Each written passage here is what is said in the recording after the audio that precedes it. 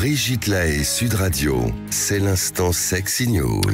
Eh bien, Jean-Charles Bouchou, nous retrouvons, comme tous les vendredis, Philippe Breneau, que vous pouvez retrouver également sur son blog Liberté, Égalité, Sexualité. C'est sur le blog du Monde. Hein, le monde.fr, hein, bien sûr. Et puis aussi dans votre roman Taxithérapie, hein, qui, je crois que vous avez fait une... Ah oui, Taxithérapie, tiens d'ailleurs, qui est une nouvelle psychothérapie. D'ailleurs, c'est quelque chose de tout à fait étonnant. Moi, je crois que c'est l'aboutissement de la psychanalyse. Freud cherchait certainement à faire ses séances en taxi, et on résout beaucoup plus de choses dans un parcours en taxi. En tout cas, c'est un roman tout à fait drôle et très intéressant sur le plan de la thérapie, justement. Alors, vous allez nous parler d'un hold-up intime. Oui, c'est le hold-up, je m'en suis rendu compte... vous allez voir comment, le hold-up d'un mot qui a été volé. Je m'en suis rendu compte en cherchant pour votre prochaine interlocutrice, Capucine Moreau, qui sera votre... qu'on reçoit tout à l'heure dans la deuxième heure. Tout à l'heure. J'ai fait tout simplement une recherche sur Google avec les deux termes couple érotique. Et Google, en 0,31 secondes, m'a proposé 17 millions de résultats. Car ce moteur est basé uniquement sur la fréquence de consultation des liens informatiques, mais sans aucune pertinence de la valeur des références. Et par contre, pendant 3 pages entières, c'est-à-dire une trentaine de références, ce ne sont que des sites porno. Ouais. C'est-à-dire qu'on y tombe directement. Alors que vous avez cité, enfin vous avez marqué couple érotique, uniquement et ça, pas couple pornographique. Et au bout de 30 références, il va y avoir effectivement celui-ci. Alors moi je dirais, on voit bien, c'est pour une sorte d'introduction à ce que je vais dire, mais on voit bien, on connaît l'histoire, elle débute dans les années 70 par la montée du cinéma X, et puis là c'était très clair. Il y a du porno et il a toujours un intérêt aujourd'hui. Et même pour certains, un certain érotisme dans les couples très matures, ok. Et puis 20 ans plus tard, une dichotomie dans les années, début des années 90. Je me souviens qu'énormément de débats se faisaient sur érotisme ou pornographie. Eh bien, la réussite est incontestée. En 2000, il y a avec la fulgurance d'Internet, la guerre n'a pas eu lieu, le porno a gagné. C'est-à-dire impossible aujourd'hui. Plat de couture, hein. Plat de couture. Impossible aujourd'hui de trouver le moindre film érotique. Quasi idem, je dirais, pour les romans. Moi, ça m'arrange parce que du coup, mes films pornographiques que j'ai tournés deviennent des films érotiques. Mais tout à fait. Mais tout à fait, Brigitte, sauf que quand, par exemple, et vous le dites souvent, les ados cherchent quelque chose d'érotique, ils ne peuvent pas en trouver.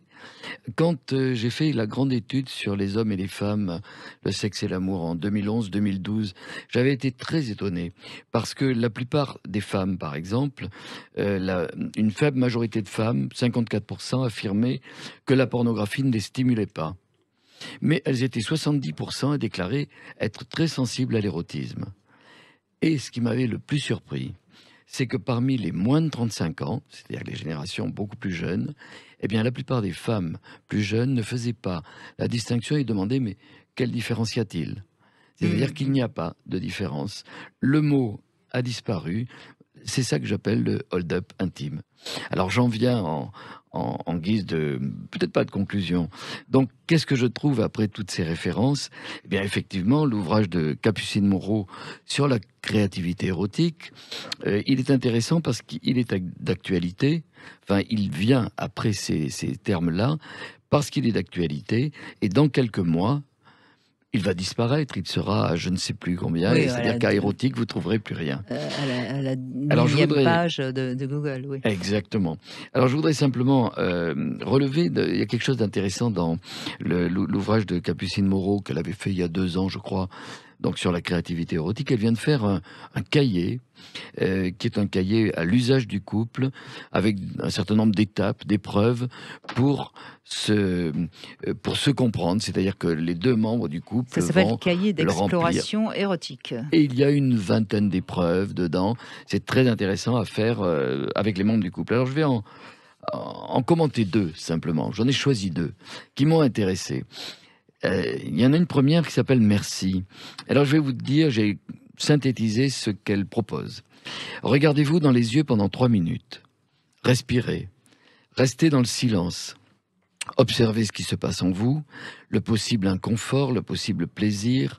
les émotions, tout ce qui vous traverse, puis chacun à votre tour allez remercier votre partenaire de tout le positif qu'il ou elle vous apporte. Eh bien, j'ai trouvé que c'était... On a tous des petits trucs comme ça qu'on va inventer pour accompagner les couples. J'ai trouvé que c'était formidable. Ces 3 minutes, d'abord, c'est très long.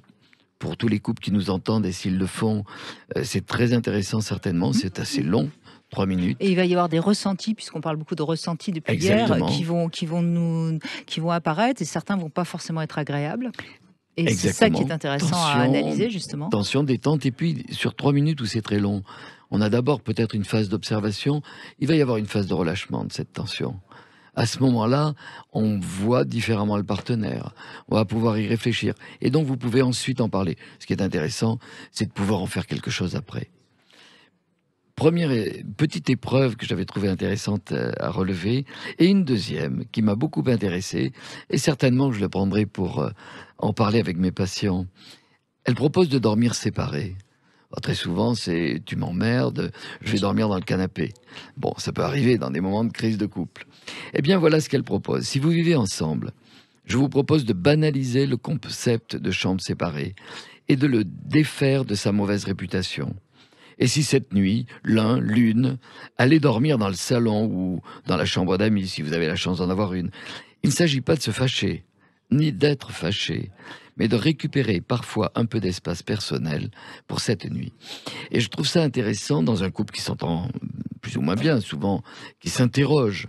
Eh bien, ça va être, d'une certaine façon, on va interroger la notion de distance. Oui, mais alors il y a un danger si tout d'un coup on se rend compte qu'on dort mieux et qu'on est vachement mieux. Ah là là là là là là. Vous êtes pour la paix des couples, vous, Philippe Bruno? C'est Capucine qui le propose. Hein, mais moi, je trouve ça intéressant parce que l'intérêt, c'est encore une fois, comme dans la précédente épreuve, c'est d'en parler. Mais bien sûr. C'est-à-dire qu'en fait, qu'est-ce qu'on va voir?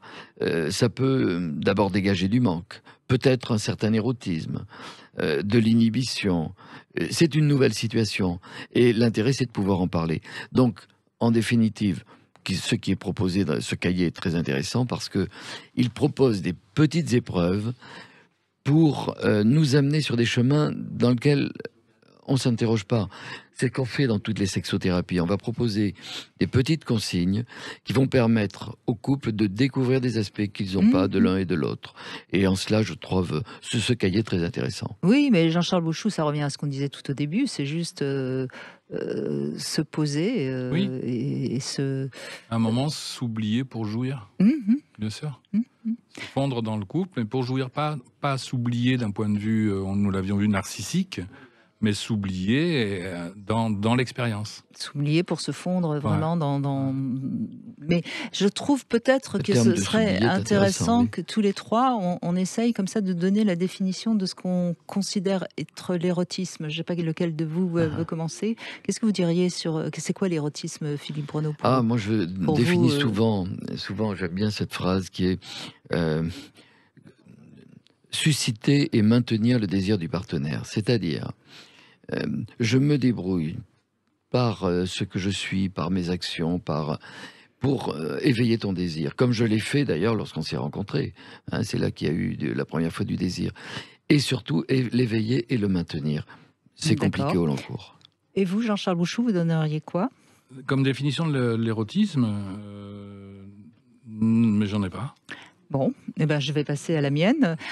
Pour moi, je pense que l'érotisme, c'est oublier le réel de nos organes génitaux pour entrer dans du symbolisme qui va être entretenu par notre imaginaire, par tout ce qui est de l'ordre des émotions, des sentiments, et non plus dans un acte réel, génital, où en effet... Je crois que dans tous les cas, on a intérêt à se désidéaliser soi-même, parce que nous les hommes, on va nous demander d'être dans la performance, il faut que tu arrives à me faire jouir, je veux mon orgasme. Ça, on n'est pas dans l'érotisme, là. C'est un érotisme. À un moment donné, on s'en fiche, quoi. Et la joie de partager un moment ensemble et apprendre aussi à ne pas jouir. Et si aujourd'hui on allait faire l'amour, mais on s'interdit de jouir l'un et l'autre, par exemple, c'est-à-dire prendre le problème à l'envers, si j'ose dire. En fait, l'érotisme, ça se rapproche des dogmes des tantras, c'est-à-dire de la retenue. Il y avait tout à l'heure l'oubli, Le la tantra, retenue. c'est pas de la retenue, hein, c'est le déplacement de l'énergie vers d'autres zones. Moi, je disais, oui, mais ça revient enfin bon. Oui, La- il y a la- une la sublim- il y a de l'ordre. Je ne vais pas jouir Oui, mais il y a d'un une point de vue sublimation, génital. donc il y a quelque chose D'une de l'ordre de certaine la façon. sublimation. Oui, je ne vais pas jouir d'un point de vue génital, mais je peux parfaitement jouir au niveau du cœur. Bien C'est quelque sûr. chose qu'on découvre Bien en sûr. tantra, c'est extraordinaire. C'est-à-dire, on fait monter Mais cette ça revient énergie bien à ce que je dis, sexuelle. on oublie le réel du génital. Voilà, c'est ça. C'est ça l'érotisme. C'est ça, c'est peut-être ce que je voulais dire par se désidéaliser. En fait, c'était ça, oui. Sortir du génital à tout craint. Du réel, du génital, qui est montré dans tous les angles dans la pornographie. Bah oui, c'est-à-dire cette pulsion qui serait irrépressible. Bien sûr qu'elle est répressible, mais d'une certaine façon, je crois que l'érotisme, c'est justement pas être dans la pulsion purement physique. Bon, eh ben, on avance peut-être un peu. Peut-être qu'aujourd'hui, on a fait avancer. Moi, je crois que l'humanité a changé grâce depuis à qu'on a notre parlé. définition de l'érotisme. Bon, et vous, si vous avez envie de nous donner une définition de l'érotisme, vous nous appelez sur Sud Radio au 0826 300 300. Merci en tout cas Philippe Breneau, et puis bien sûr cette fameuse bande dessinée, l'incroyable histoire du sexe, qui est maintenant sortie avec les deux tomes réunis aux éditions Les Arènes. C'est un livre formidable que j'ai mis bien en avant dans ma bibliothèque.